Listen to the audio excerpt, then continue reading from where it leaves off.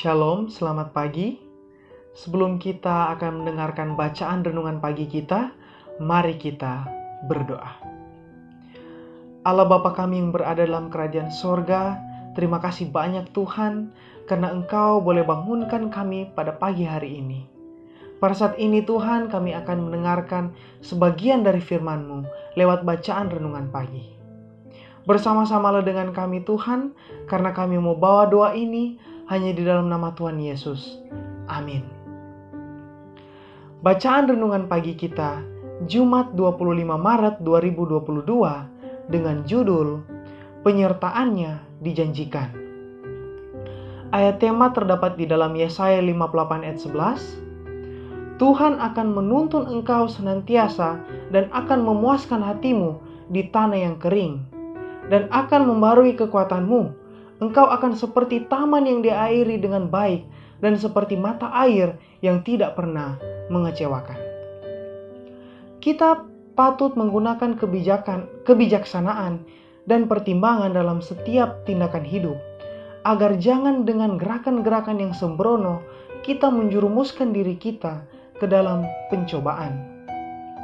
Kita janganlah menerjunkan diri kita ke dalam kesukaran, melalaikan perlengkapan yang telah disediakan Allah dan menyalahgunakan kemampuan yang telah diberikannya kepada kita. Pekerjaan-pekerjaan Kristus patut menurut petunjuk-petunjuknya dengan seksama. Pekerjaan itu adalah milik Allah, dan jikalau tidak mau mendatangkan berkat kepada orang lain, rencananya haruslah diikuti. Diri sendiri janganlah dijadikan sebagai pusat perhatian. Jangan menerima penghormatan diri. Jika kita merencanakan menurut pendapat kita sendiri, Tuhan tidak akan meninggalkan kita dengan segala kesalahan kita. Tetapi apabila setelah mengikuti perintahnya, kita terbawa ke tempat-tempat yang sulit, Ia akan melepaskan kita. Janganlah kita menyerah dalam kekecewaan kita, tetapi dalam setiap kesukaran patutlah kita mencari pertolongannya, yang mempunyai sumber-sumber yang tak terbatas atas perintahnya.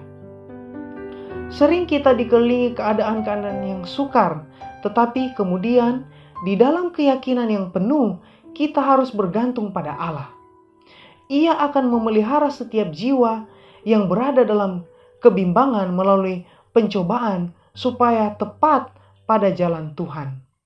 Alfa dan Omega jilid 5 halaman 400 dan 401. Ketika untuk pertama kali Nebukadnezar mengepung dan menawan Yerusalem dan membawa Daniel dan teman-temannya dengan para pemuda pilihan istimewa lain untuk bekerja di istana Babel, maka iman orang-orang Ibrani ditawan ini diuji dengan sehebat-hebatnya. Tetapi mereka sudah belajar menaruh pengharapan mereka pada janji-janji Allah. Menemukan ini semuanya memuaskan dalam setiap pengalaman yang mereka harus lewati selama pengembaraan mereka di suatu negeri asing. Ternyata bagi mereka, kitab suci adalah suatu penuntun dan perlindungan.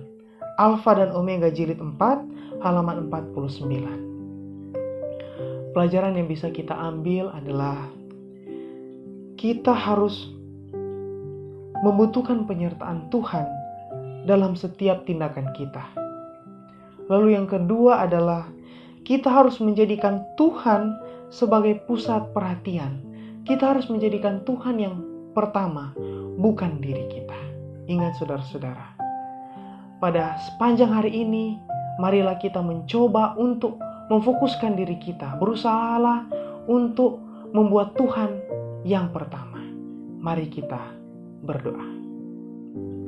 Allah Bapa kami yang berada dalam kerajaan sorga, terima kasih banyak Tuhan, karena kami boleh mendengarkan sebagian lagi dari firman-Mu lewat bacaan renungan pagi. Tuhan, bersama-samalah dengan kami, ampunkanlah segala dosa kami bawa doa ini hanya dalam nama Tuhan Yesus. Amin.